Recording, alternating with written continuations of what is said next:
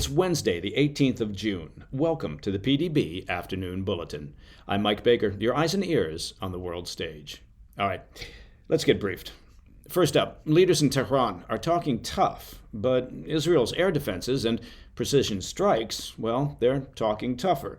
I'll explain why Iran's firepower is fading quickly. Later in the show, major news from the border. In a stunning turnaround from just a year ago, Border Patrol didn't release a single migrant into the U.S. last month. We'll have those details. But first, today's afternoon spotlight. A lot of bluster has been coming from Tehran over the past 24 hours. Last night, Iranian state media issued a cryptic message warning of an imminent event that, quote, the world will remember for centuries. Shortly after, Supreme Leader Ayatollah Ali Khamenei, tweeting from what many believe to be a secure underground bunker, posted, "We will show no mercy to the Zionists." His message was accompanied by an apocalyptic illustration, fire raining down on what looked like an ancient city engulfed in chaos. Well, the evening came and went, and Tehran failed to deliver. What we did get was another pair of missile attacks, and if Iran was hoping for biblical destruction, well, it fell very short of what that might look like. The first barrage triggered sirens across parts of Israel around 12:40 a.m. local time. A second round followed about 40 minutes later, setting off alerts in central Israel. In total, the IDF said roughly 30 missiles were fired. Almost all of them were intercepted by Israeli air defenses. There were no casualties, no major damage. The only confirmed incident was a fire in a central Israel parking lot that damaged 20 cars, not by a direct missile hit, but by debris from an interception. Yet, Iran's Revolutionary Guard claimed otherwise. In a statement on state TV, the IRGC boldly declared that it had, quote, gained complete control over the skies of the occupied territories, end quote. Now, given even the limited access that Iranian civilians have to the internet and social media, you have to imagine that even they understand that the IRGC's claims are ridiculous, basically a work of fiction. These latest attacks are a far cry from Iran's initial salvos, which, while limited, did manage to temporarily overload Israeli defenses and land a few hits. So what's changed? Why are Iran's missile attacks suddenly not as effective? Two major reasons. First, Israel's targeted campaign against Iran's missile launch platforms is working. As we discussed earlier this week on the PDB, many of Iran's launchers are mobile, making them harder to detect, but also vulnerable once identified. The IDF now estimates that roughly 40% of Iran's ballistic missile launchers have been destroyed since Operation Rising Lion began on Friday. That's a staggering level of attrition in under a week. In fact, an IDF spokesman confirmed that Iranian forces have been forced to retreat from western Iran altogether, relocating assets to the deeper interior in the province of Isfahan. That shift may buy them more time to launch, but it also pushes their missiles to the outer edge of effective range. It does require the Israeli Air Force to fly longer missions to strike targets, which is exactly what they're doing. The second reason that Iran's barrages are faltering is more systemic. Their command and control network is apparently breaking down. Just yesterday, the IDF announced the death of Major General Ali Shadmani. He's a high-level military figure with close ties to the Supreme Leader. Shadmani had only just taken over command of Iran's emergency war headquarters 4 days ago, after the previous commander, General Gholam Ali Rashid, was killed in the initial round of Israeli strikes. That's two top generals dead in less than a week, and in a military as centralized as Iran's, those losses can be devastating. Unlike Western militaries, especially the US and the UK, which empower field commanders to adapt to battlefield conditions, Iran's structure is rigidly top-down. Orders flow from the Supreme Leader to trusted generals, and that's where initiative tends to stop. Lower-level officers are often afraid to make decisions. Mistakes are punished. Fealty and caution are rewarded. So when top commanders are eliminated, well, the whole chain of command risks grinding to a halt. Confusion, delay, hesitation, that's what the IDF is exploiting, and so far, it's working. Now, while Tehran continues issuing fiery statements, Israel is signaling that it's just getting started. Speaking to U.S. media, the Israeli ambassador warned that the IDF still has tricks up its sleeve.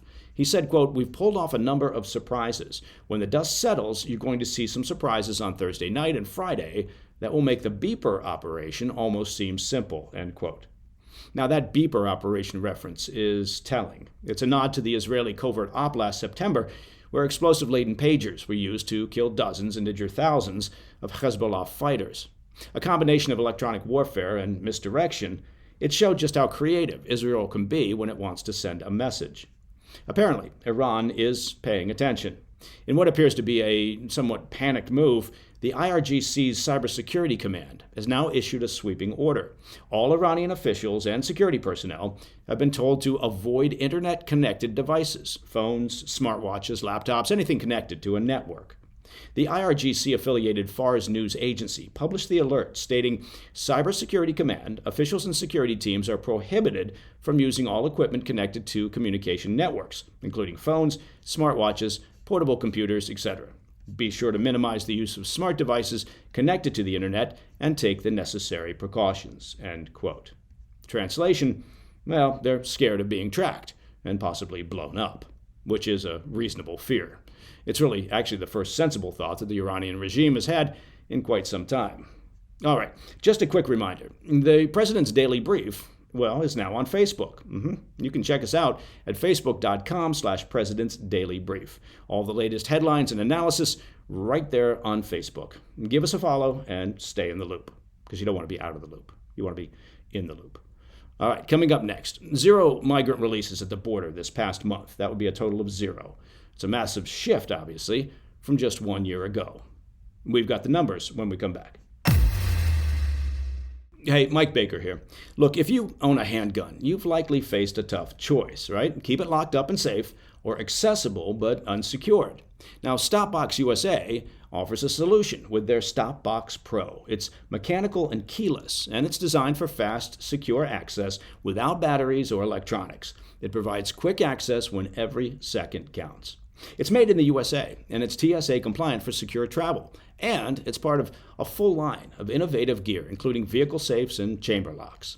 For a limited time only, our PDB listeners get 10% off the entire order when you use code PDB. And right now, Stopbox is running a deal on their most popular bundle. It's called the 2-Pack, which saves you over 30% and comes with free accessories and shipping. That's 10% off and a big bundle discount when you use code PDB at StopboxUSA.com.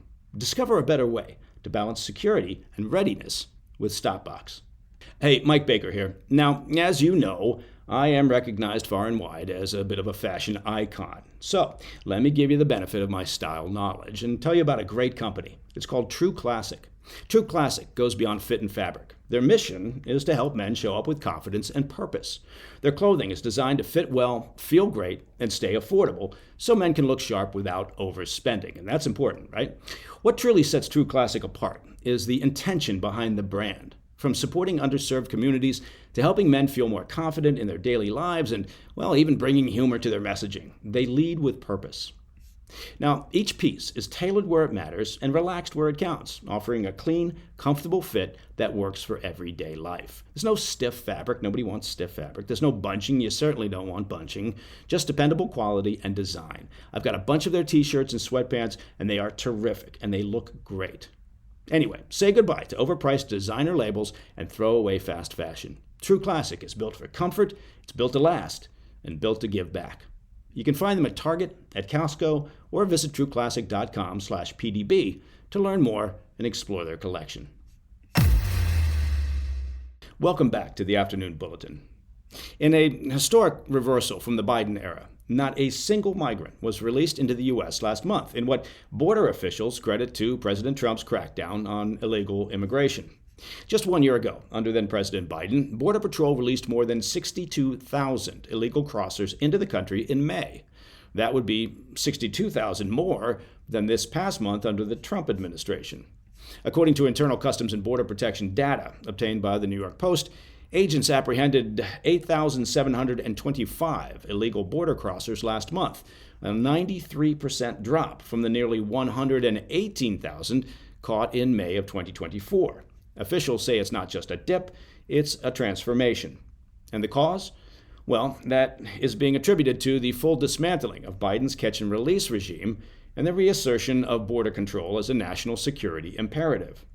Acting CBP Commissioner Pete Flores made the administration's position clear in a statement, quote, "Under the leadership of this administration, CBP has received historic support when compared with last year." Flores added that border numbers are now trending at, quote, historic lows, describing it as evidence of, quote, sustained success in restoring security along the southern border. Paul Perez, president of the National Border Patrol Council, didn't mince words. Under Biden, he said, Border Patrol agents were reduced to overworked clerks. Now they're finally able to return to their mission. He told the Post, quote, we were doing all the processing, detaining, transporting, essentially babysitting. The border was wide open. Perez stated that, quote, now we've got the complete opposite. All of our agents are actually patrolling the border for the first time in many, many years. CBP officials say the shift has allowed the agency to regain what they call operational control of the southern border, something that's been ultimately out of reach until Trump returned to office. Trump's border czar, Tom Homan, took to X with numbers to back it up. He posted, quote, in the last 24 hours, the Border Patrol encountered a total of 95 illegal aliens across the entire southern border. That is the lowest number ever recorded. Placing the data in stark contrast, of course, to the 10,000-plus daily encounters during President Biden's term. But Homan wasn't finished. He called on Congress to make the gains permanent, writing that the country still needs that referred to as a big, beautiful bill to, quote, finish the job, including launching what he described as, quote, the biggest deportation operation that the American people voted for, end quote. Well, the administration's message to cartels, to smugglers, and would-be illegal migrants seems clear. The southern border is no longer an open door. And that, my friends, is the PDB Afternoon Bulletin for Wednesday, the 18th of June. If you have any questions or comments, please reach out to me at pdb@thefirsttv.com. And to listen to the show ad-free, well, you can do that. You know, it's very simple. Just become a premium member of the President's Daily Brief by visiting pdbpremium.com. See, I told you it was simple. I'm Mike Baker, and I'll be back tomorrow. Until then, stay informed, stay safe, stay cool. Hey, Mike Baker here. Let me take just a few seconds of your time to talk to you about your personal finances and your hard-earned savings and how you can help protect them. Did you know that in the last 12 months, gold's value has jumped 30%? And central banks, well, they're busy buying gold in record amounts.